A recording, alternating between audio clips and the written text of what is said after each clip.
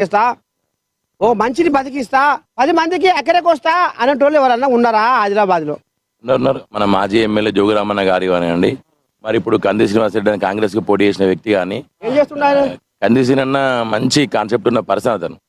ఎట్లా అంటే అతను ఎన్ఆర్ఐ, మనకు మంచి ఆదిలాబాద్ జిల్లా పుట్టి పెరిగిన వ్యక్తి. తను అమెరికాలో పోయి పెద్ద కోట్ల రూపాయలు సంపాదించి ఎన్నో కంపెనీలు పెట్టి మంచి ఒక ప్లానింగ్ ఉన్న వ్యక్తి.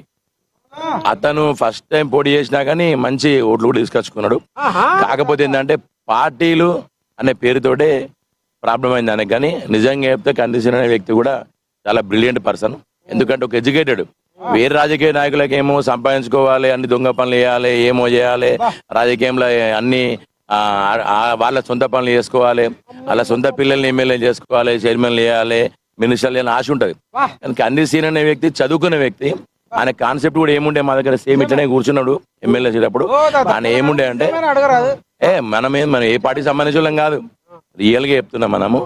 అతను మాత్రము అనే ప్లానింగ్ ఏముండే అంటే ఒకవేళ ఎమ్మెల్యే గెలిస్తే పార్టీకి సంబంధం లేకుండా అనే ఒక ఇనిషియేటివ్ పెట్టి ఇక్కడ ఒక 1000 మందికి, నా ఆదిలాబాద్ జిల్లాలో 1000 మందికి పేదోళ్ళకి నేను ఒకటి మంచి ఇనిషియేటివ్ పెట్టిస్తా.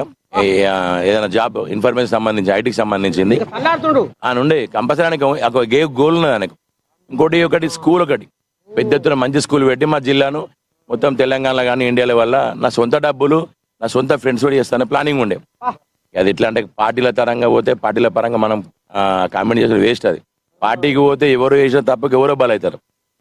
కానీ సొంత వ్యక్తి మాత్రం చాలా చాలా సౌమ్యమైన వ్యక్తి అని.